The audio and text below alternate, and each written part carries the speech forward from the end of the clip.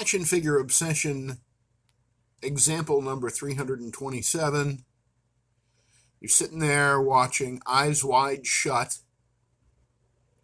Stanley Kubrick's last film with Tom Cruise and Nicole Kidman, and you're really enjoying it. And there's a scene where Tom and Nicole, who I believe were married at the time, they go into this opulent New York City mansion owned by a Jeffrey Epstein type of guy. There's a theory going around that this movie was kind of inspired by Jeffrey Epstein and the Epstein class. And I had seen the movie years ago, and I think I enjoyed it. And I'm trying to refresh my memory and see if I can see any of these not so subtle Epstein references. And there's plenty in the first 10 minutes. I think they may be onto something there with that theory. Is it a coincidence that Stanley Kubrick died a week after the movie came out? I don't know. Conspiracy rabbit holes are basically all I'm seeing on YouTube right now, which is why I prefer to indulge myself in my little plastic people. So, I'm watching the movie. All of a sudden I started thinking, looking at the opulent mansion made me think of, who was the most opulent Avenger. I don't know why it made me think that, except that I'm obsessed with, Marvel characters and action figures. And I don't know, who do you think is the most opulent Avenger? I mean, this guy's the richest Avenger, right? But the most opulent? Probably Thor, right? Then I remembered I did some Thor videos a few weeks ago, and I couldn't remember where I put them all. I thought maybe there was still one or two still left on my work table. There were not. Turned out I kind of put them willy-nilly in my not really up to my standards Asgard collection display. I need to do something with that one of these days. But then I got to thinking, looking at the work table while I was looking at Thor, there's enough Thors in that collection that one of them could come live somewhere else. And then I got to thinking about how I've got a lot of doubles of Avengers on my work table. Now, Luke Cage there in the back, he was not on the work table. He was in my Silver and Bronze Age Marvel display shelf. But there was an MCU Luke Cage who looks kind of similar to this one, only not as, powerful. But it's the Mike Coulter, Netflix MCU Luke Cage. And he was on the work table because I was thinking about doing something with him. But then I decided I would take him and put him in the, for now, Bronze Age, Silver Age display, even though that makes no sense at all. But there's a couple of MCU figures on that shelf. And I'm going to grab this powerful looking, it's the Hyperion body mold, the much derided Hyperion body mold, but he's got some people in front of him, and he's got just a mountain of a physique, and I thought, what if I create for the work table, just to kind of cheer me up and bolster my, my sort of kit bashing and action figure and video recording mood. What if I make some space on the work table on purpose? If I, clear out some of these Shriners on the Shriners convention floor here. And, almost knocked over Tony Masters, Taskmaster. Almost knocked him over. So I grabbed, I didn't grab, they were all on the table anyway, except for Luke Cage and Thor. The rest of these were all doubles. This is my Ollie's Con Hawkeye, for example. Got him for $20 at Ollie's after paying full retail for one of those sets with the Sky Cycle. And that one is in my West Coast Avengers display. It is, in fact, the centerpiece of my West Coast Avengers display. And so, just to give you the quick rundown here, we have the Avengers 60 Years Beyond Earth's Mightiest Marvel Legends Black Widow body on the far left, with the head from the 2017 Retro Black Widow, which was also used for Mary Jane in the Spider-Man Mary Jane Toys R Us 2-pack, I think in 2016, just as Toys R Us was really getting ready to call it a day, back when they were taken over and raped and pillaged. Not a pretty sight what happened to Toys R Us. So behind Black Widow there, next figure on the right is the 20 years Marvel Legends Captain America, newly outfitted with his Marvel Select Captain America shield, that beautiful, fully sculpted, fully painted. Oh my God, I love that shield so much. Shield, right there, because that's the Captain America that most deserves it. Of all the Captain Americas in my collection, and these are not them, but there are quite a few in my displays, but these are the ones that are currently hanging out on the work table, and I do have doubles of all of these, even the Gamerverse cap, that beautiful hunk of man. The only one I don't have a double of is the Wolf cap, and he amuses me. Do I amuse you? The Wolf cap amuses me, so I just keep him on the work table for now. You know, he may show up. Thinking about doing like a supernatural shelf or display. So we got Dracula. I just put these three together this morning and started thinking about Dracula, Damon Hellstrom, and Brother Voodoo right there. And I think I could add Dormammu from my Spider-Man shelf. Actually, I think Dormammu might be in the back of the Silver Age, Bronze Age Marvel shelf now that I think about it. I'm going to have to look. Hard to keep track of 1,000 different action figures, everybody. Hard to do. But yeah, these three guys, I might do a Supernatural shelf, a Supernatural video of Marvel Supernatural characters. Oh, Bloodstorm. She'd fit in there good. I got Bloodstorm. And she'd go good with Dracula, because isn't Dracula the one that turned Storm into Bloodstorm? I think so. Hey, there's my kit-bashed Mr. Knight. Say hi to the folks, everybody. Bunny. Well, that mask is thick, isn't it, Mark? All right. Anyway, yeah, convention floor, Shriners, blah, blah, blah. Take a drink. So 20 years, Marvel Legends, Captain America there with the Marvel Select Captain America shield. To Cap's left, our right, is the Apocalypse Wave yellow tiger stripe Wolverine. I think that was 2018, if I recall correctly. Behind him is the AI Iron Man, which I would guess was 2020 or 2021, but I don't really care a whole lot. I really, other than the 2020 2019 Alex Ross Iron Man, the 80 years Iron Man with the gold and crimson armor. That thing is a thing of beauty.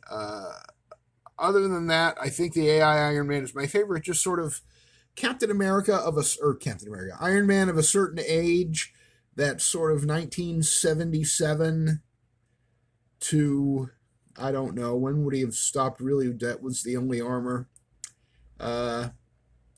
Early 90s, late 80s. When John Byrne was writing him for a while there, he had that neoclassic armor with the big boots. Big booty Iron Man, I've heard somebody call him recently. Thought that was funny.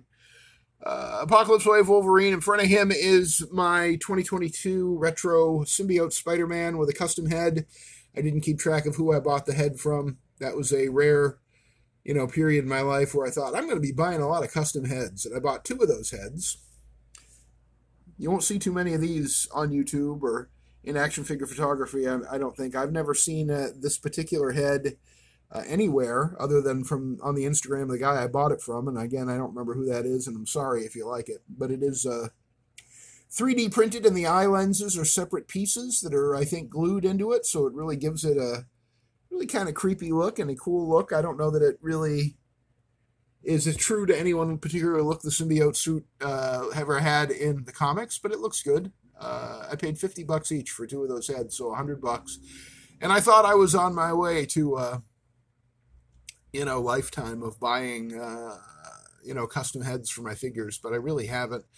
The only other big thing that I ever bought was Anthony's Customs did custom feet for the that Venom figure that was from the movie, and then they repainted it to make it like a comic book Venom, but they didn't bother getting rid of his gnarly feet with the toes. And Anthony doesn't like toes on action figures. He's talked about that extensively. I don't know if he's done a video about it, but I've heard him mention it more than once. And he actually went to the trouble of sculpting and printing and selling feet for that Venom, so you didn't have to have the gnarly toes on your Venom, which no doubt was a big improvement. There was this Venom body. See the gnarly toes there? They used that one for the King in Black Venom. That was the movie Venom originally, and then they reissued it as a comic book Venom, but they still had the gnarly toes, and then they reissued it as this King in Black Venom. Still with the gnarly, nasty toe cheese toes. Look at those toe cheese toes. Now I want Cheetos for some reason. Anyway, yeah, that was the only other custom thing I think I ever really bought. Was the feet from for Venom from Anthony's Customs, and unfortunately I did not heat them enough, and one of them broke when I was trying to put them on him. That was very frustrating. And kind of, I mean, it wasn't Anthony's fault. He sent detailed instructions on how to change the feet, and I don't know. I'm very impatient, and I screwed it up, so I feel bad because that would have made that Venom look really awesome, really awesome. And I tried, but I screwed it up. It is what it is, as my wife likes to say. I think she saw it on TV sometime. So yeah, well, Ollie's Con Hawkeye there next to Spider-Man, and behind him, the Defenders Amazon exclusive 4-pack. I believe that's what this Luke Cage is, the one that came with Jewel and the Iron Fist with his shirt off, and the Daredevil that was from the Infinity Series Daredevil, but it was a repaint of that one. And the color of the gloves and the bodysuit were reversed from the original. It was a Hobgoblin wave. Was that Daredevil? Is that correct? I could be correct. Occasionally, I'm correct. Hey, it's interesting that the lighting is making that look like more of a banana yellow, when in fact, to the naked eye, and maybe you can see it better over here, he's more of a school bus yellow. There's so many yellows. But yeah, for some reason, yellow has always been Luke Cage's color.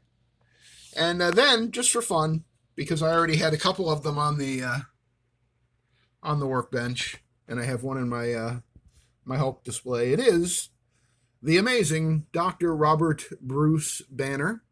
Do you know why his name is actually Robert Bruce Banner in the comics? That's because Stan Lee, the supposed creator of the Hulk, or co-creator of the Hulk with Jack Kirby, who I believe is the actual just creator of the Hulk. But Stan Lee may have had some input. But in an early issue of Incredible Hulk, I think still drawn by Jack Kirby, he only drew the first handful of issues, maybe first 4 issues. Then Steve Ditko took over for a couple issues. Do you know Incredible Hulk was canceled after 6 issues? Did you know that? That's pretty wild when you consider how popular the character is now. But yeah, there was an issue of Incredible Hulk early on in the first 6 issues somewhere, where in a caption box, Stan Lee, the writer and supposed co-creator of the Incredible Hulk, referred to him not as Bruce Banner, as he had been referred to in every other mention in the comics, but now he was Bob Banner. Hey, Bob Banner is getting angry, Bob Banner. And all the readers were like, I thought his name was Bruce Banner. Bob Banner? What are you talking about, Stan? And Stan's like, oh, well, Stan always had an excuse for his mistakes. That's why the Marvel No Prize exists. If you don't know about the Marvel No Prize, Google that one. But anyway, Stan's answer to that conundrum of why did he refer to him as Bob Banner is because his full name, forever after that, because Stan was trying to cover up his embarrassment, was his full name is Robert Bruce Banner.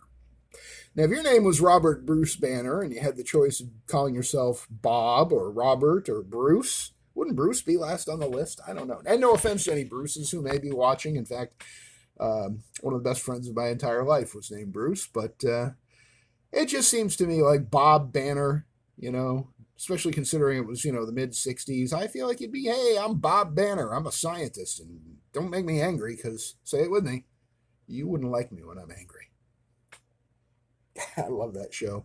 It's so corny and so cheesy, the Incredible Hulk TV show, but every time I see that closing sequence with the sad music, do do do do do do do do do do do do, I forget the rest of the melody, but it gets me every time with Bill Bixby hitchhiking down the road and moving on because once again his life as Dr. Bruce Billington or Bruce. It was always Dr. Bruce something with a B, because he was trying to hide, from that newspaper reporter and the police, but he wasn't trying to hide too hard.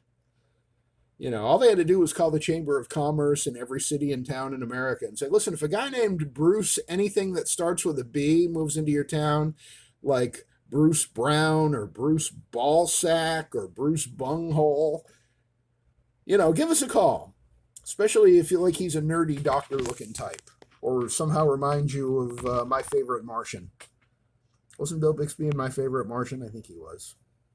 Anyway, I'm a rambling man. Have I mentioned that? This episode brought to you by my new song, Ramblin' Man. Find it in the videos section, or the videos tab here on the Avian and Loaded channel. Give it a listen, and you will have no more questions about how and why I do whatever the hell it is that I'm doing here on the Avian and Loaded channel. So for me, for the packed convention floor, which I need to rearrange to figure out where these Avengers are going to go, because these are going to be not the Mighty Avengers, but the Worktable Avengers. That's who they are going to be, but they can't stay where they are, or I won't be able to take any more pictures for my picture blog at tumblr.com/avianandloaded, and I won't be able to shoot any more videos, because if I do, they'll all be in the background, and it'll be like this. So here, let me show you this kit bash I did with the Kristen Ritter head on the S.H.I.E.L.D. 3-pack body. Isn't this great? This is my new kit bash, and why aren't you paying attention to Kristen Ritter? Oh, because she's got a whole team of Avengers behind her? Of course, of course. So that's how that would go. You know, so I got to move them. I got to put them, you know, over here somewhere. I want it to be close to hand. Here's a kind of a big empty spot next to the Tracksuit Mafia and the Pinstripe Boys and the Gray Agency and the Scientists, all my factions, you know, 2 AIM guys right there. Yeah, so maybe I'll clear a little bit more space out of here, put Frank back in the mental hospital, and maybe Stan could go hang out with somebody. See if I had a Ravage 2099, you know, the only Marvel Comics character that Stan Lee supposedly actually created all by himself, I think. Certainly one of his last Marvel Comics creations, Ravage 2099. Is that name familiar to you? Probably not. I mean, he's no Rom Space Knight, you know. Look at Rom being all charitable, hanging out with Stan the Man, so he won't be a lonely old Stan, right? I shouldn't have written that song, because now I'm rambling more than ever. I mean, maybe you didn't notice because it's so entertaining, but you know. Oh, you know what else I got to do? I don't know if I'll make a video, but this G.I. Joe Classified Series 60th anniversary Marine. I think she was a Marine sniper in her ghillie suit. I like her ghillie suit. It's pretty cool. I should get her next to Man-Thing. That would be a cool photo. But anyway, she was on the front of my G.I. Joe, the display table that I have with the 2 Jeeps and all the soldiers gathered around the Jeeps. And she had a rifle, as you can see, but unless the Invisible Woman came along and made it invisible, apparently that rifle fell off, and I can't find it anywhere.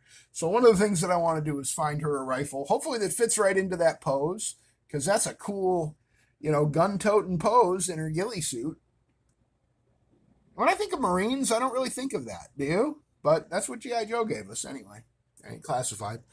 I mean, you know, I'm all for equal opportunity. That is just not the Marine that I was expecting and wanted to give to my father-in-law for his birthday. Because he was a Marine. Yeah, but it's a cool figure and had a lot of cool accessories, including a green Uzi, which is why I bought more than one when they went on clearance. Love me some Uzis, but yeah. You know, the old clock on the wall. I think that's going to do it for now. I'm going to go back and finish, or try to finish. I'm all over the map today. Go back and try to finish Eyes Wide Shut with Tom Cruise and Nicole Kidman. Thanks for stopping by for this edition of Action Figure Obsession. Had to think for a second about what it's called. I do appreciate it. If you like this video or anything that I'm doing here, do me a favor, would you please? I'm not asking much. It's all free. It's all free things you can do in like 10 seconds. Put a thumbs up on the video, like it. If you hate it, give it a thumbs down. That's fine. You know, Anthony's Customs tells me that YouTube takes note of it either way. And, you know, I want honest feedback and responses. You could leave a comment, tell me what you think of the video, or who would be in your sort of backup Worktable Avengers team. This is not my main Avengers display, but this is a good enough team, I think, that they certainly can hold down the fort here on the Worktable. So, you know, leave a comment if you have any ideas in that regard. Like, comment, subscribe to the channel, hit the notification bell, you know, give that a little ting-a-ling. and it'll let you know anytime I record another action figure obsession video, and probably other things that you're not going to be interested in at all. But that's the great thing, is you don't have to watch everything. Just watch what you like. You can tell from the thumbnails if you're going to like it or not, if it's going to have your favorite superheroes or your favorite mad scientists or your favorite lawyers and hitmen or your favorite AIM guys or your favorite clone of Spider-Man or Tony Masters or the Tracksuit Mafia, or look at that badass Eric Killmonger with the gun that he stole from the Red Skull, and the shotgun that he stole from G.I. Joe, and a polar bear. I think Wolverine would get along with a polar bear, don't you? I feel like they could be friends. I really do. I mean, why can't we all just get along? And all the Captain Americas, you know. Good job, Caps.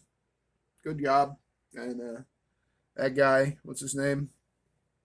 Crystar, the Crystal Warrior. I saw so many reviews that called him Crystar. Oh my God. Oh boy.